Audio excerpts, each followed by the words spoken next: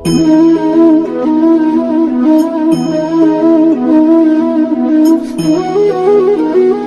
Guys, welcome back. आपका अपना channel chemistry point by विशाल सोनी। आज का हमारा टॉपिक है बच्चों, बड़ा ही इंटरेस्टिंग टॉपिक है, बड़ा ही इम्पोर्टेंट हमारा टॉपिक रहेगा आज। Linear combinations of atomic orbital, जिसको हम शॉर्ट फॉर्म में बोला जाता है LCAO। दैट इज़ क्लियर बच्चों? यस, ठीक है। पार्ट नंबर 22 में आ चुके हैं हम। क्लास हमारी 11th है, यूनिट हमारी 4th है, ठीक है। तो टॉपिक को स्टार्ट करने से पहले मैं आपको एक चीज़ याद दिला देता हूँ। मोस्ट इम्पॉर्टेंट बात होती है वो कि चैनल को सब्सक्राइब करो और उसका बेल आइकन दबाओ, ठीक है। तो हम linear combinations of atomic orbital पढ़ने जा रहे हैं, ठीक है। तो इससे एक आपको मैंने एटॉमिक स्ट्रक्चर के अंदर एक श्रोडिंगर वेव इक्वेशंस को मैंने आपको प्रूफ किया था, ठीक है। इस इक्वेशंस वेव इक्वेशंस के जरिए हम एटॉमिक ऑर्बिटल को सीखते थे, बिल्कुल सीखते थे, ठीक है। तो वहाँ हमारा एक वेव फंक्शन माना जाता था, ठीक है। वहाँ हमारा साई क्या है, हमारा यहाँ वेव फंक्शन। इसकी बच्चों कोई भी हमारा फिजिकल सिग्निफिकेंस नहीं माना जाता था, ठीक है, बिल्कुल ठीक है। बट हमने क्या किया, साई स्क्वायर कर दिया, ठीक है। तो वो क्या करता है, probability of the finding electron in an item, ठीक है। किसी भी एक आइटम के इलेक्ट्रॉन्स को प्रोबेबिलिटी को फाइंडिंग करता है, मतलब फाइंड करता है, ठीक है। इन्हीं को हम क्या बोलते थे, एटॉमिक ऑर्बिटल बोलते थे, बिल्कुल बोलते थे, ठीक है। तो इससे आगे मैं आपको 1 by 1 मतलब लिखवाता भी जाऊंगा एंड 1 by 1 मैं आपको समझाता भी जाऊंगा, ठीक है बच्चों। तो हमारा क्या टॉपिक का नाम है, linear combinations of atomic orbital. Short form में बोला जाता है बच्चों इसको LCAO, ठीक है। अब बच्चों आगे हमारा एक पॉइंट दिया गया है, ठीक है। वो पॉइंट क्या है कि it is applicable only for 1 electron model but for A multiply electron it can not be applied for it is a complex nature, ठीक है। हमारा जो वो श्रोडिंगर वेव इक्वेशंस है वो हम क्यों यूज़ करेंगे, बिल्कुल यूज़ नहीं करेंगे उस इक्वेशंस को, ठीक है।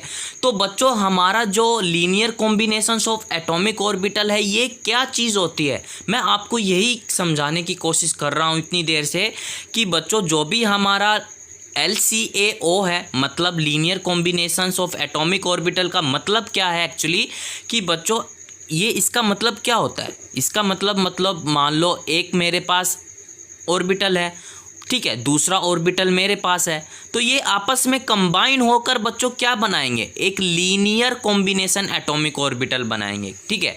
अगर इनके दोनों के बीच में लीनियर कॉम्बिनेशंस बनाएंगे तो एक वेव जनरेट हो गई, वेव जनरेट बिल्कुल होगी, यस, ठीक है। तो उसी एक एटॉमिक ऑर्बिटल को मैंने नाम दे दिया साई ए और दूसरे एटॉमिक ऑर्बिटल को नाम दे दिया मैंने साई बी, ठीक है। ये नियरली कंबाइन होंगे, कंबाइन होने के बाद बतो दैट इज़ ए 2 कंडीशन में डिवाइड हो जाएंगे।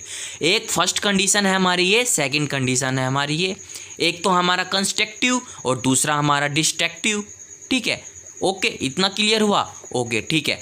फर्स्ट जो हमारा एटॉमिक ऑर्बिटल था, मतलब हम क्या लेके चल रहे हैं, कंस्ट्रक्टिव लेके चल रहे हैं, ओके। मैंने अगर इन दोनों को आपस में जोड़ दिया तो हमारा क्या बनाएगा, साई ए बी बनाएगा। अगर ये एटॉमिक ऑर्बिटल है प्लस में हमारा एक एटॉमिक ऑर्बिटल है, कंबाइन होकर क्या बनाएगा, साई ए बी, मतलब मॉलिक्यूलर ऑर्बिटल थ्योरी बनाएगा, ठीक है। ये किसकी फॉर्म में पाया जाता है, कंस्ट्रक्टिव की फॉर्म में पाया जाता है।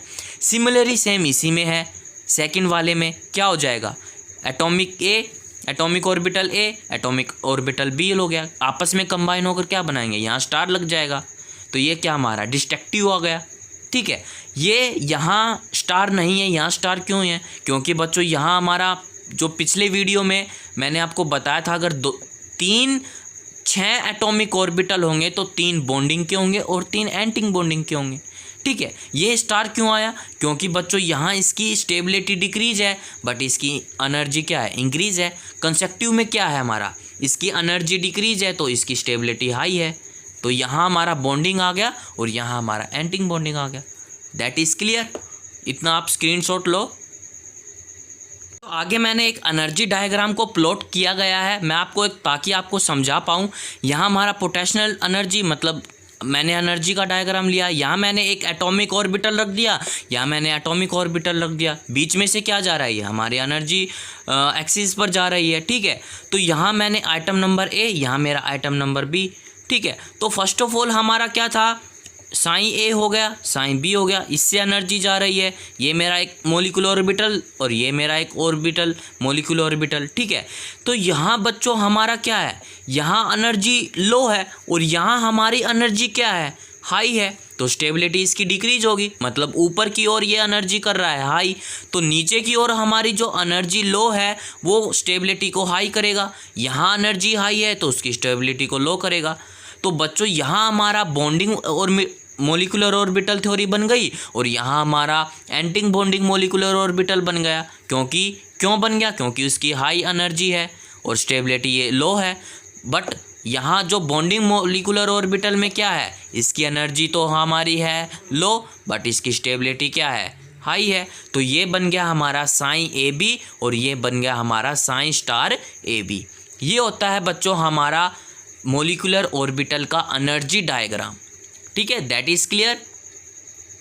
जो हमारा नेक्स्ट पॉइंट आता है कि एनर्जी डायग्राम के बाद हमारा क्या आता है कि एक मैंने 1s ऑर्बिटल ले लिया और दूसरा भी मैंने 1s ऑर्बिटल ले लिया। ठीक है, अब ये दोनों 1s ऑर्बिटल कंबाइन होकर क्या बनाएंगे, एक तो बनाएंगे कंसेक्टिव, ठीक है, एडिशनल, और दूसरा हमारा डिसेक्टिव कंडीशन बनाएंगे। ठीक है, तो मैंने यहाँ ले लिया बच्चों एक आइटम, ये भी मेरा एक आइटम। ठीक है, उसके बीच में एक न्यूक्लियस, उसके बीच में एक न्यूक्लियस। ठीक है, इसका नाम मैंने 1s, इसका नाम भी 1s, इसका साइन ए, इसका साइन ए। ठीक है, ओके, पहला मैंने केस क्या लिया है, कंसेक्टिव का केस लिया है। अगर ये दोनों आपस में मिलकर क्या बनाएंगे, मतलब मिक्सिंग हो जाएंगे। ठीक है, इसके इलेक्ट्रॉन कहाँ आ जाएंगे, इस न्यूक्लियस के पास आ जाएंगे। ठीक है, इस न्यूक्लियस के पास आने के बाद क्या होंगे, electron density will be between the nucleus two atom. ठीक है, दो आइटम के नज़दीक उसके क्या हो जाएंगे, इलेक्ट्रॉन पास आएंगे। ठीक है, ओके, ठीक है, इसको जब पास आएंगे तो इसकी स्टेबिलिटी हाई हो जाएगी और उसकी एनर्जी डिक्रीज हो जाएगी। ठीक है, उसको हम क्या नाम देते हैं, बॉन्डिंग मोलिकुलर ऑर्बिटल देते हैं। ठीक है, हम कौन सा केस पढ़ रहे हैं, कंसेक्टिव का केस पढ़ रहे हैं। ठीक है, अगर हम डिस्ट्रक्टिव का केस पढ़ें तो यहाँ माइनस लगा दें, कोई दिक्कत नहीं है। माइनस लगाने के बाद क्या होगा, एक हमारा न्यूक्लियस ये है, एक हमारा न्यूक्लियस ये है। ठीक है, क्या होंगे, एक ये मेरा आइटम बन गया, एक मेरा कंबाइन होकर ये बन गया। ठीक है, क्या होंगे, जो इसके इलेक्ट्रॉन्स थे ना वो तो रह जाएंगे आगे। ठीक है, और जो इसका न्यूक्लियस होगा वो चले जाएंगे पीछे। ठीक है, तो उसकी जो स्टेबिलिटी होगी वो होगी हाई और उसकी जो एनर्जी होगी बच्चों वो होगी हमारी इंक्रीज। ठीक है, तो इसकी जो इलेक्ट्रॉन्स होंगे, electron density between nuclei very low. ठीक है, increase the repulsions between two the nucleus. अगर इन दोनों के बीच में इलेक्ट्रॉन्स आएंगे तो क्या हो जाएंगे, वो रिपल्शंस कर देंगे न्यूक्लियस में। ठीक है, न्यूक्लियस तो इसमें आगे आ जाएंगे और इलेक्ट्रॉन्स उसके पीछे चले जाएंगे। इसमें क्या था, इसके न्यूक्लियस तो पीछे रह गए बट उसके जो इलेक्ट्रॉन्स थे वो नज़दीक आ गए पहले। इसमें क्या है, इसके तो इलेक्ट्रॉन दूर भाग गए और न्यूक्लियस इसका आगे आ गया। ठीक है, इसको हम नाम देते हैं, अगर ये 1s1 है तो इसका नाम दे देते हैं हम सिग्मा 1s। ठीक है, बॉन्डिंग मोलिकुलर ऑर्बिटल बन गया। और इसको हम क्या नाम देंगे, सिग्मा स्टार 1s। ठीक है, क्योंकि इसकी स्टेबिलिटी डिक्रीज है और एनर्जी इसकी इंक्रीज हो जाएगी। सिमिलरली यहाँ अगर मैं 2s ले दूँ तो क्या हो जाएगा, एक 2s एक ये 2s कंबाइन होकर क्या बनाएंगे, sigma 2s and sigma star 2s। ठीक है, आप इतना इसका स्क्रीनशॉट लो ताकि आपको अच्छे से क्लियर हो जाए मैं क्या बता रहा हूँ आपको। अगर मैं दो 1s के ऑर्बिटल कंबाइन होकर, एक तो मैंने निकाल दिया कंसेक्टिव का केस और दूसरा मैंने डिसएक्टिव का केस निकाल दिया। ठीक है, एक मैंने बॉन्डिंग मोलिकुलर ऑर्बिटल निकाल दिया और एक मैंने एंटी बॉन्डिंग ऑर्बिटल निकाल दिया। ठीक है, दैट इज़ क्लियर बच्चों। एक इम्पोर्टेंट चीज़ बतानी थी मैंने कि नोडल सरफेस के बारे में आपको पता हुआ क्या होगा कि area where electrons 0% are present, मतलब जो भी हमारे न्यूक्लियस के यहाँ आपको न्यूक्लियस दिखाई दे रहा है, ठीक है, इसी के बीच को हम क्या बोलते हैं, नोडल सरफेस बोलते हैं। क्यों बोलते हैं? क्योंकि इसके बीच में जो भी हमारे इलेक्ट्रॉन्स होंगे वो 0% होंगे, ठीक है। ओनली ये नोडल्स प्लेन दिखाई देंगे ऐसे, ठीक है, ओनली ऐसे प्लेन ये दिखाई देंगे। क्यों? क्योंकि इलेक्ट्रॉन्स तो यहाँ मौजूद हैं। अगर यहाँ से यहाँ आएंगे, इसके बीच में अगर कंबाइन होगा तो इसके इलेक्ट्रॉन तो पीछे रह जाएंगे, ठीक है। जो इसका न्यूक्लियस बचेगा वो आगे रह जाएगा ऐसे शेप में, ऐसे शेप में, ठीक है। तो जो भी हमारा एंटिंग बॉन्डिंग के बीच में जो हमारा नोडल सरफेस होता है, ठीक है, वो उसके अंदर कोई भी इलेक्ट्रॉन प्रेजेंट नहीं होते। एक और एग्जांपल लेके मैं आपको समझा देता हूँ मॉलिक्यूलर ऑर्बिटल का कैसा कंस्ट्रक्टिव केस आएगा और डिस्ट्रक्टिव केस कैसे आएगा। मैंने एक ले लिया पीएच, ठीक है, ऑर्बिटल, एक मैंने ले लिया पीएच ऑर्बिटल, इसके हेड ऑन इक्वल होते हैं, ठीक है। यहाँ मैंने एक पीएच बना दिया, यहाँ मैंने पीएच बना दिया, यहाँ मैंने पॉजिटिव और नेगेटिव क्यों लिखा? क्योंकि मैं दोनों केस आपको बताने वाला हूँ। तो इसका नाम मैंने साइन ए, इसका नाम मैंने साइन ए। पहले जब हम केस निकालेंगे तो एक इसका न्यूक्लियस यहाँ रख दिया, एक इसका न्यूक्लियस यहाँ रख दिया। अगर ये दोनों आपस में कंबाइन होकर क्या बनाएंगे? कुछ इस तरह से, मतलब एक छोटा सा और एक बड़ा सा ऑर्बिटल बनाएंगे, ऐसे एक छोटा सा और एक बड़ा सा ऑर्बिटल बनाएंगे, ठीक है। तो इनके बीच में बच्चों कोई भी नोडल सरफेस नहीं आएगा। क्यों नहीं आएगा? क्योंकि ये आपस बहुत दूर है, ठीक है। इसके इलेक्ट्रॉन्स क्या होंगे? बहुत दूर दूर है न्यूक्लियस, तो इसके लिए इसके कोई भी नोडल सरफेस नहीं आएगा। तो nucleus are away from each other, electron density is a 100% between nucleus, ठीक है। इसके बीच में कोई भी नोडल सरफेस नहीं है, ओके। इसको हम क्या नाम देंगे? बॉन्डिंग नाम देंगे। क्यों देंगे? क्योंकि इसकी एनर्जी तो कम है बट इसकी स्टेबिलिटी ज़्यादा हो गई, ठीक है। इसको हम क्या नाम दे देंगे? सिग्मा 2pz नाम मैंने इसको दे दिया है, ठीक है। सेकंड नंबर हम केस सिखाते हैं आपको डिस्ट्रक्टिव का केस है, ठीक है। एक मेरा न्यूक्लियस ये है, एक न्यूक्लियस ये है, क्या हो गया? इसके न्यूक्लियस ऐसे बनेंगे, एक छोटू सा बनेगा, इसका न्यूक्लियस एक ऐसे बनेगा, तो इसके बीच में क्या आ जाएगा? नोडल सरफेस आ जाएगा। क्यों आ जाए? क्योंकि इसके इलेक्ट्रॉन्स तो दो पीछे रह गए और उसका जो न्यूक्लियस था वो ऐसे बन गया, ठीक है। तो इसको हम क्या नाम देंगे? Sigma star 2pz। ये हो गया हमारा एंटिंग बॉन्डिंग मॉलिक्यूलर ऑर्बिटल थ्योरी। क्यों है? क्योंकि इसकी एनर्जी तो इंक्रीज है बट इसकी स्टेबिलिटी क्या है? डिक्रीज है। एनर्जी तो इसकी ज़्यादा लग रही है, जो इसकी स्टेबिलिटी है वो कम।